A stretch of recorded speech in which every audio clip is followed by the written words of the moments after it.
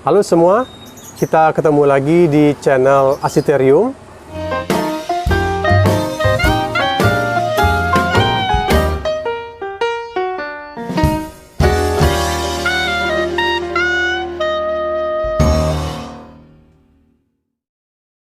Di video kali ini, saya akan coba membahas isu tentang bagaimana cara membuat secondary skin untuk rumah atau bangunan yang terbuat dari bahan atau material bekas. Sekarang ini saya sedang berada di lantai 2 di teras depan kamar saya. Seperti yang kalian lihat, di sekeliling saya, ada di samping ini dan di belakang ini ada semacam kisi-kisi. Nah, inilah secondary skin yang saya maksud tadi, dan ini terbuat dari material bekas. Oke teman-teman, kalau kalian penasaran bagaimana munculnya ide membuat secondary skin ini dari material bekas, bagaimana proses desainnya, proses pembuatannya, dan bagaimana hasil akhirnya, mari kita simak bersama video ini.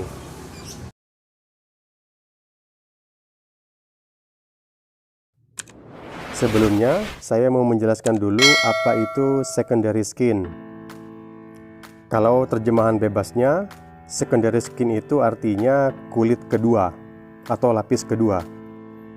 Kalau di dunia arsitektur, secondary skin itu pengertiannya adalah kulit atau lapisan luar atau layer luar yang melapisi bangunan utama. Akhir-akhir ini, konsep secondary skin semakin populer dan semakin banyak dipraktekkan oleh para arsitek dalam karya-karya mereka. Dalam aplikasinya, biasanya antara secondary skin dengan fasad bangunan utama ada semacam ruang perantara. Nah, ruang perantara ini biasanya dimanfaatkan untuk sebagai teras atau sebagai tempat jalan masuk, atau tempat untuk menanam pot bunga, atau malah dimanfaatkan sebagai taman. Kalau dari fungsi, biasanya secondary skin itu ada 4 fungsinya. Yang pertama, secondary skin berfungsi sebagai media penahan sinar matahari agar teriknya sinar matahari tidak langsung mengenai bangunan utama atau bagian dalam bangunan utama. Kemudian yang kedua, sebagai media penahan visual. Artinya orang di luar bangunan nggak bisa langsung melihat ke dalam bangunan utama. Jadi secondary skin ini berfungsi sebagai media untuk menjaga privasi. Yang ketiga, sebagai media penahan panas dan hujan. Dan yang terakhir atau yang keempat, secondary skin ini berfungsi sebagai penguat unsur estetika. Jadi bangunan kita atau rumah kita terlihat lebih cantik, lebih menarik, dan yang tidak kalah penting, bangunan atau rumah kita menjadi semakin kuat karakternya. Sedang untuk bahan, biasanya secondary skin ini terbuat dari kayu, batangan besi, pelat besi, GRC, bata merah, bata roster, atau bahkan ada yang membuat dari botol bekas atau pipa paralon. Nah teman-teman, sekarang kita kembali ke laptop. Di awal tadi kan saya sudah mengatakan bahwa kita akan coba untuk membahas secondary skin yang ada di rumah saya. Jadi ceritanya begini. Waktu itu sekitar 5 atau 6 tahun yang lalu saya dapat proyek untuk merenovasi salah satu kafe yang ada di Bandung, yaitu yang ada di Jalan Ganesha di sebelah ITB. Lumayan banyak bagian dari kafe tersebut yang harus saya renovasi. Salah satunya adalah bagian teras makan. Pemilik kafe ingin mengganti lantai teras makan tersebut yang awalnya terbuat dari potongan papan yang kecil-kecil, diganti dengan papan yang ukurannya lebih tebal dan lebih panjang. Karena area teras makan itu lumayan besar, jadi papan yang dibongkar tersebut lumayan banyak menjadi bahan yang tidak terpakai. Awalnya saya sempat kebingungan, ini bahan mau diapain nih? Kalau mau dijual pasti harganya juga nggak seberapa, Kalau mau dibuang juga nggak tahu mau dibuang kemana, karena ini bukan berangkal, nggak banyak tempat yang mau menerima. Kalau mau dikasih orang juga nggak tahu mau dikasih ke siapa. Jadi hal tersebut membuat saya berpikir keras bahwa ini barang bekas lantai ini harus keluar dari proyek. Nah, kebetulan di saat yang sama saya sedang membangun rumah di daerah Geger Kalong, Bandung. Nah, kebingungan itulah yang membuat saya yakin bahwa barang bekas ini pasti bisa dimanfaatkan.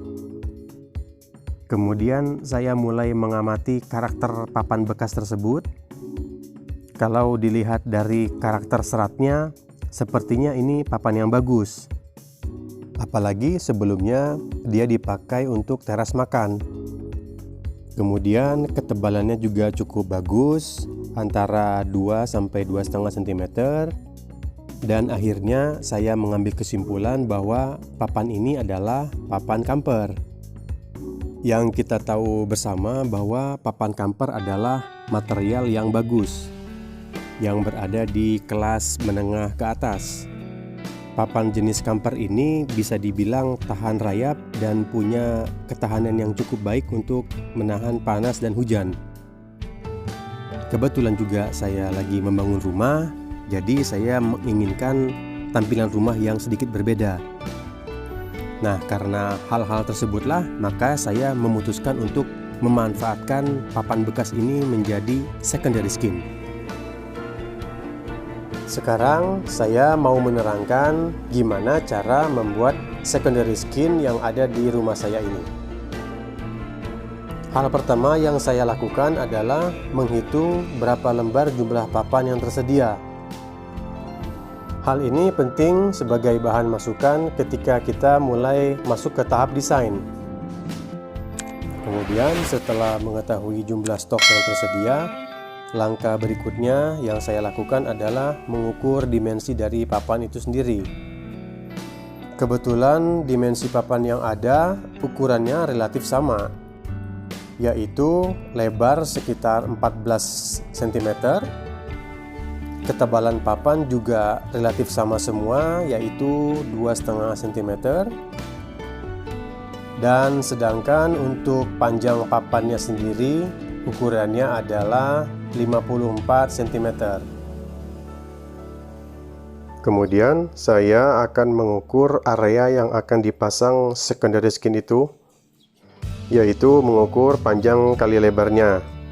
Untuk panjang di sini saya dapat sekitar 3,6 meter. Sedangkan untuk terasnya kita dapat lebar teras adalah sekitar 1,07 meter.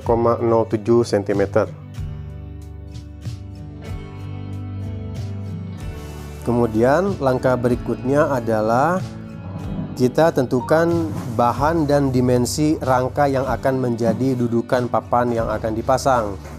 Di sini saya memilih rangka besi hollow kotak 2x4 cm dan ketebalan 1,2 mm.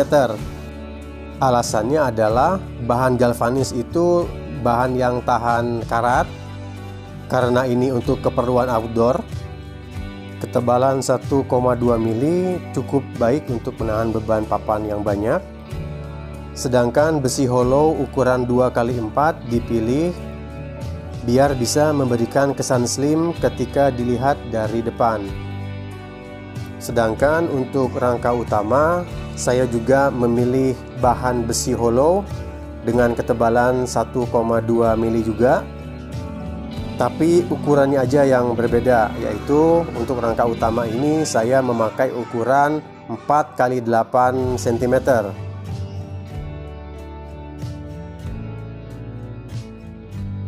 Nah, kalau tadi kalian ingat kenapa saya menghitung jumlah stok papan yang tersedia dan mengukur panjangnya, itu sebenarnya untuk menentukan jumlah segmen rangka yang akan dipasang.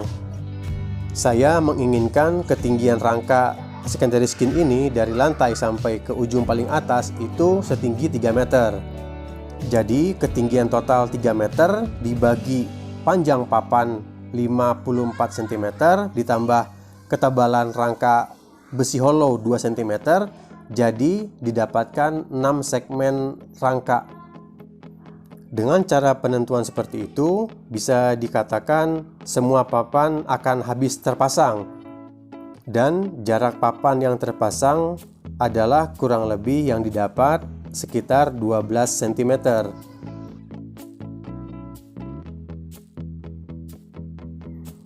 Untuk perkuatan dan stabilitas, saya menempelkan rangka utama ke tembok yang ada di bangunan utama, yaitu dengan cara mengebor baut dinabol yang kemudian dilas di rangka tersebut. Begitu juga dengan perkuatan ke lantai, sama-sama menggunakan dinabol yang dilas di rangka. Karena bentuk rangkanya berbentuk persegi panjang, yaitu 1 kali 3 meter, jadi untuk menstabilkan saya memasang palang tengah dan rangka tengah yang sama-sama di dinabol ditempelkan ke dinding utama. Nah, kalau rangka besinya sudah terangkai, maka langkah selanjutnya adalah tinggal memasang papan di rangka tersebut. Cara pemasangannya cukup sederhana.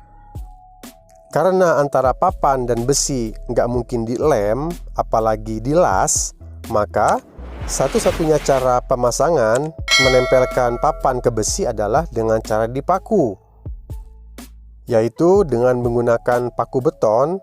Kita memaku bagian atas dan bagian bawah papan ke rangka besi hollow 2x4 yang sudah terpasang itu. Nah, kalau ada di antara teman-teman sekalian yang bertanya, kenapa papan di secondary skin ini dipasang vertikal? Sementara tadi di awal dikatakan bahwa fungsi secondary skin ini adalah sebagai fungsi penahan visual, penahan panas, dan penahan angin dan hujan, dan itu bisa maksimal kalau papan dipasang secara horizontal.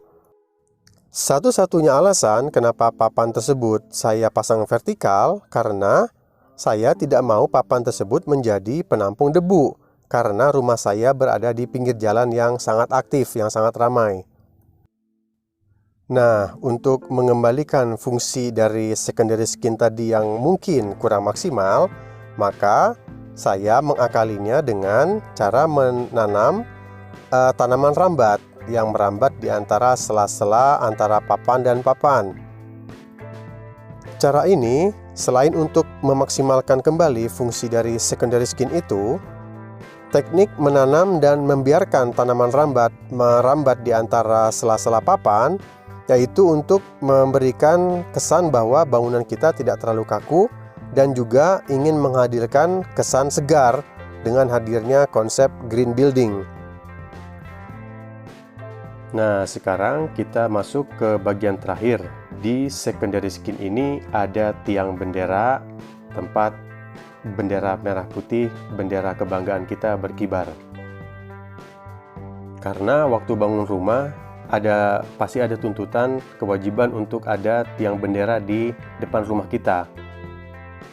Kemudian saya berpikir, ya kenapa enggak bikin tiang bendera yang sedikit berbeda dari kebiasaan yang orang-orang lakukan. Dengan ukurannya yang besar dan posisinya tinggi di lantai 2, saya pikir akan menarik kalau secondary skin ini dijadikan latar belakang buat bendera agar lebih fokus terlihat. Dan saya putuskan, disinilah tempat saya akan meletakkan tiang bendera.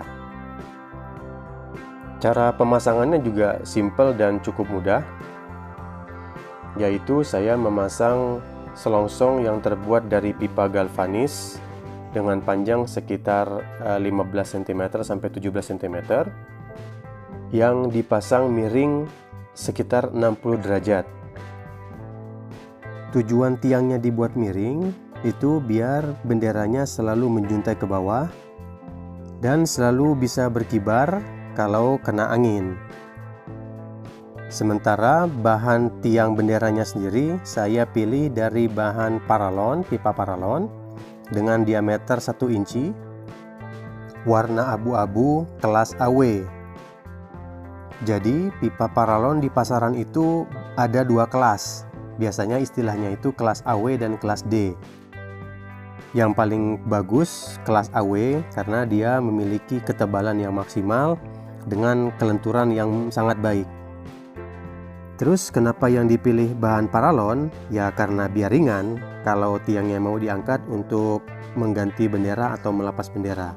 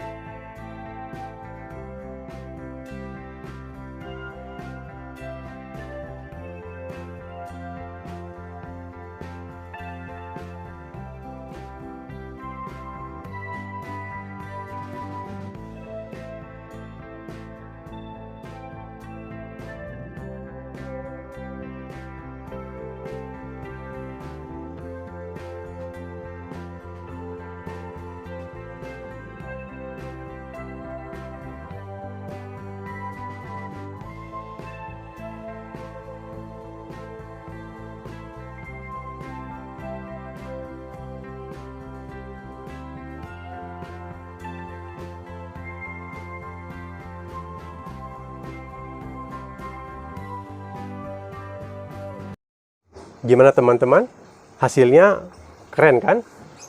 Nah, bagi kalian yang merasa video ini bermanfaat, video ini inspiratif, dan video ini bisa mendatangkan ide bagi kalian yang akan membangun rumah, merenovasi rumah, atau sekedar ingin mencari inspirasi tentang hal-hal yang berhubungan dengan dunia arsitektur dan interior, dan apabila kalian suka video ini, kalian jangan ragu untuk, seperti biasa, klik tombol like dan subscribe dan bunyikan lonceng di channel ini. Sampai ketemu di channel Arsiterium ini. Semoga kita bisa ketemu lagi di video yang lebih menarik, lebih bermanfaat, dan lebih inspiratif.